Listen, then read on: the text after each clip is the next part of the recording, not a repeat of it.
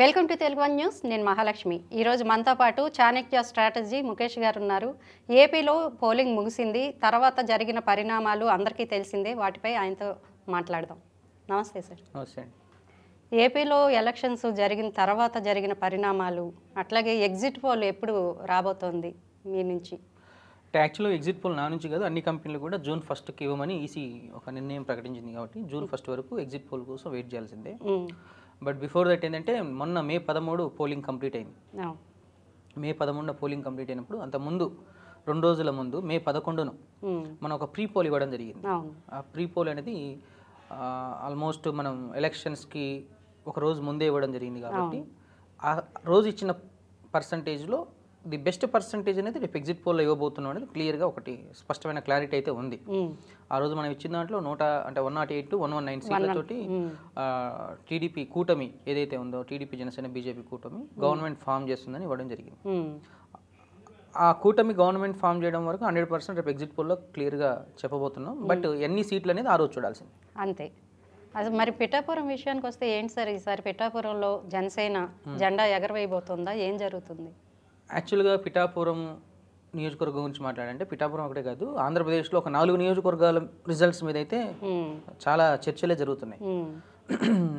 1 పిఠాపురం, 2 మంగళగిరి, 3 కుప్పం, 4 హిందూపురం. ఈ 4 నియోజకవర్గాల మీద ఎక్కువ చర్చలు జరుగుతున్నాయి. అండ్ జగన్మోహన్ రెడ్డి ఈ 4 నియోజకవర్గాల మీద కూడా ఎక్కువ ఫోకస్ చేసిన నియోజకవర్గాలు. ఎందుకంటే ఎట్లయినా వీళ్ళని అసెంబ్లీకి రాకుండా చేయాలని వైఎస్ఆర్సీపీ అనుకుంటే మేము భారీ మెజార్టీతో గెలవాలని టీడీపీ వాళ్ళు అనుకోవడం జరిగింది. అయితే ఈసారి పిఠాపురం నియోజకవర్గంలో మాత్రం మా సర్వే ప్రకారం అయితే పవన్ కళ్యాణ్ 100% గెలవబోతున్నాడు. ఇంకొక విషయం ఏంటంటే ఈసారి అసెంబ్లీలో పవన్ కళ్యాణ్ అధ్యక్ష అనబోతున్నారా? 100%. పవన్ కళ్యాణ్ అభిమానులకు మంచి వార్త అందించారు. అట్లాగే మరి నారా లోకేష్ గారి గురించి మాట్లాడుకుంటే సార్, మంగళగిరి కూడా సేమ్. మంగళగిరి కానీ, హిందూపురం కానీ, కుప్పం కానీ ఈ 4 నియోజకవర్గాల్లో ఒక ఖచ్చితమైన మెజార్టీ అయితే ఉండబోతుంది. టీడీపీ అభ్యర్థులు, అక్కడి నుంచి జనసేన అభ్యర్థి, ఇక్కడ మంగళగిరి టీడీపీ అభ్యర్థి. బాలయ్య బాబు గారు అయితే మంచి మెజార్టీతోటే ముందంజలో ఉన్నారు. 100% అయితే ఈ 4 టాప్ మెజారిటీ, టాప్ 5లో వీళ్ళు ఉంటున్నారు. నో డౌట్ అందులో. అంటే ఎలక్షన్లో జరుగుతాయి గొడవలు ఎప్పుడైనా, కానీ ఇక్కడ ఎలక్షన్ తర్వాత కూడా గొడవలు జరగడానికి మెయిన్ రీజన్ మనం ఏం చెప్పుకోవచ్చు అంటారు? ఒకటి మేడం, సైంటిఫిక్గా మనం ఒక హ్యూమన్ బ్రెయిన్ మనం ఆలోచించేస్తే ఎప్పుడైతే ఒక భయం అనేది క్రియేట్ అవుతుందో ఆ భయం అనేది కొన్ని కాన్సిక్వెన్సెస్కి దారితీస్తుంది.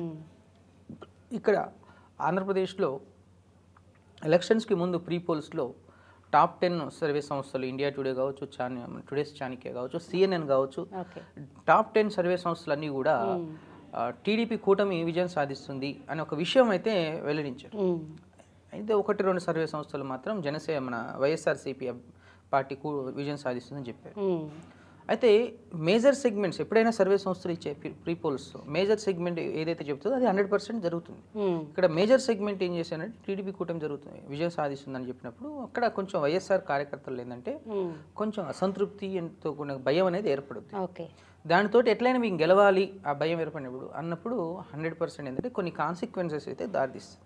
దానిలో భాగంగానే మీరు చూసిన మాచర్లలో గొడవలు కావచ్చు, తెనాల్లో గొడవలు కావచ్చు, అటు సైడు తాడిపత్రిలో గొడవలు కావచ్చు, అవి ఏంటంటే దాని కొనసాంపిక 2-3 రోజులు జరగడం అనేది కొంచెం అక్కడ ఆంధ్రప్రదేశ్ ప్రజలకైతే కొంచెం దురదృష్టకరమైన వాతావరణం అని 100% చెప్పుకోవాలి.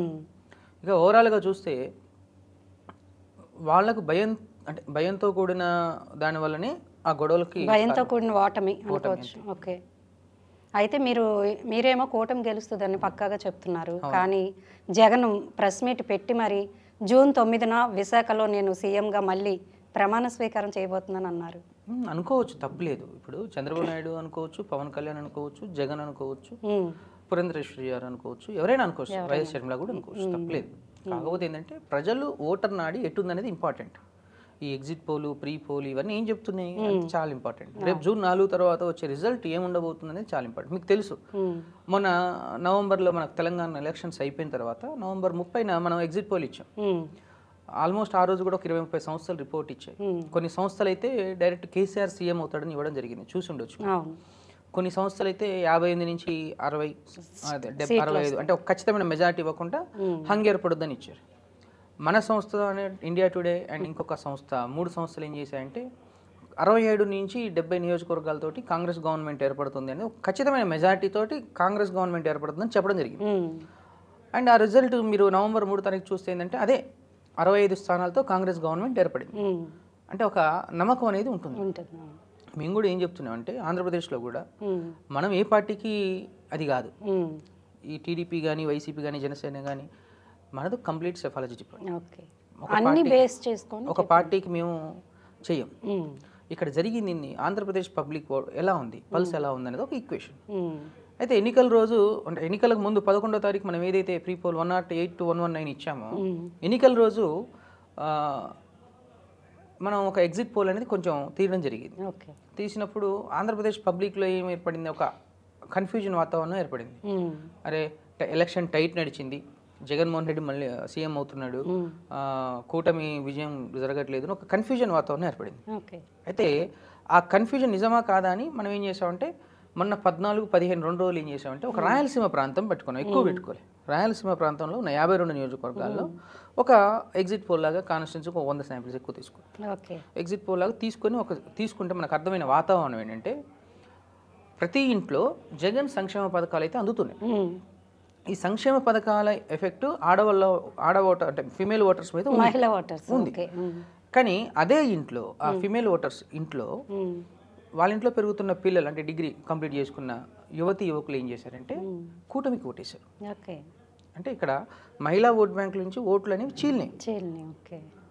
ఓట్లు చీలడం వల్ల ఏమైందంటే అండ్ ఇంకొక కొంతమంది ఇళ్ళల్లో ఏం జరిగింది అంటే హైదరాబాద్ నుంచి, బెంగళూరు నుంచి, మన చెన్నై నుంచి అండ్ యుఎస్ నుంచి వచ్చిన వాళ్ళు అంతటా ఈ ఒక సంక్రాంతి పండగకు వచ్చినట్టు వచ్చి వాళ్ళ ఇళ్ళలో పేరెంట్స్ని ఎవరైతే ఈ సంక్షేమ పథకాల ఇంపాక్ట్ మీద ఉండి ఆడవాళ్ళు ఉన్నారో వాళ్ళ ఇళ్ళలో పేరెంట్స్ని మోటివేట్ చేసి మనకేం వచ్చింది, మనం ఏం కోల్పోయాం అని వాళ్ళని ఓటింగ్కి తీసుకొచ్చి సైలెంట్గా ఓటేయించడం జరిగింది.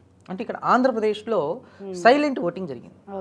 ఈ సైలెంట్ వేవ్ ఎలక్షన్స్ కాదు, సైలెంట్ ఓటింగ్ అనేది చాలా ప్రమాదకరం. ఇది ఎప్పుడు ఎక్కువ శాతం జరిగింది అంటే ప్రభుత్వ వ్యతిరేకత ఎక్కువ ఉందని అర్థం. అదే ప్రభుత్వం మీద సానుకూలంగా ఉన్న వాళ్ళు ఏంటంటే డైరెక్ట్ వెళ్ళిపోయి ఓటేసుకుంటారు.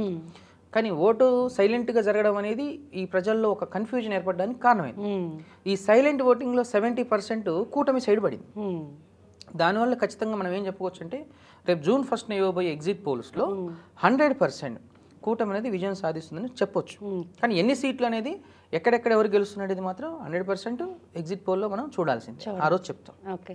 అయితే షర్మిల విషయానికి వస్తే సార్ ఏంటి అసలు బాబాయి హత్య అంటూ లాస్ట్ ఎన్నికల్లో అన్నొచ్చారు, ఇప్పుడు చెల్లెలు వచ్చింది, ఆవిడకి ఏమైనా ఇది సానుకూలంగా అనిపించే సిచ్యువేషన్ అంటే? వాస్తవానికి వైఎస్ షర్మిల గారి గురించి ఇప్పుడు పెద్దగా మనం మాట్లాడుకోవాల్సి ఉంటుంది. కానీ కాకపోతే మీరు అడిగే చెప్తున్నా, ఆంధ్రప్రదేశ్లో ఏపీ పీసీసీగా షర్మిల బాధ్యతలు తీసుకున్న తర్వాత కొంత రెండు పార్టీలకు అటు టీడీపీ పార్టీకి ఇటు వైఎస్ఆర్సీపీ పార్టీకి కొన్ని అంశాలను బేస్ చేసుకొని లాభంగానే ఉన్నాయి.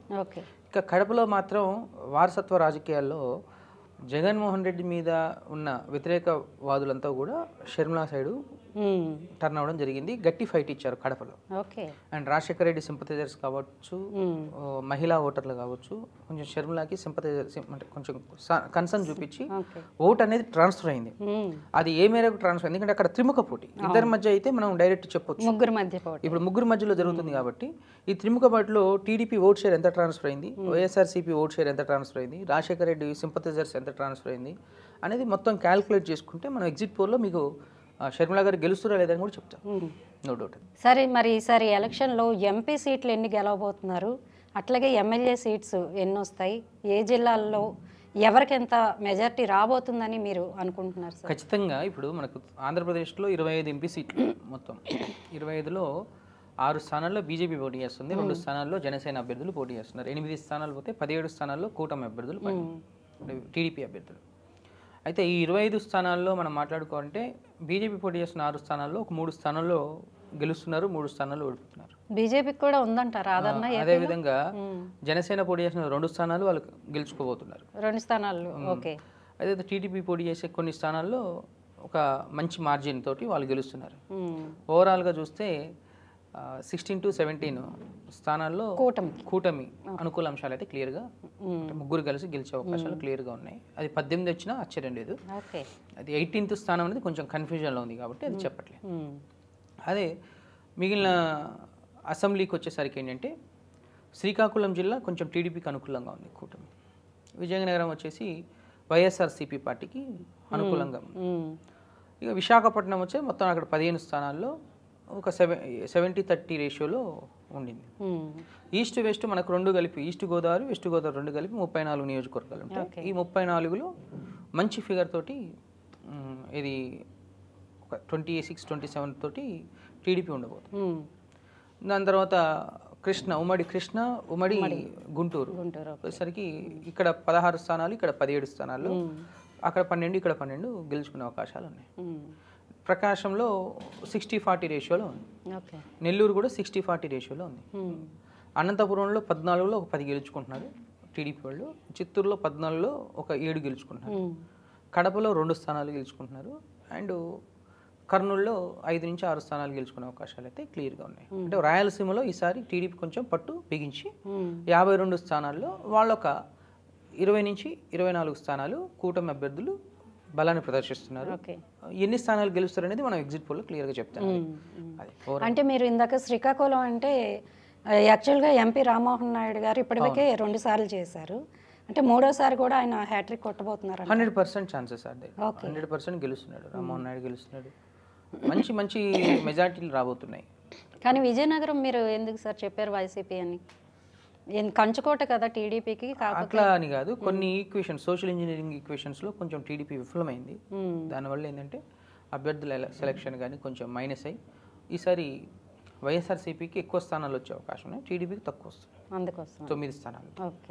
ఓకే.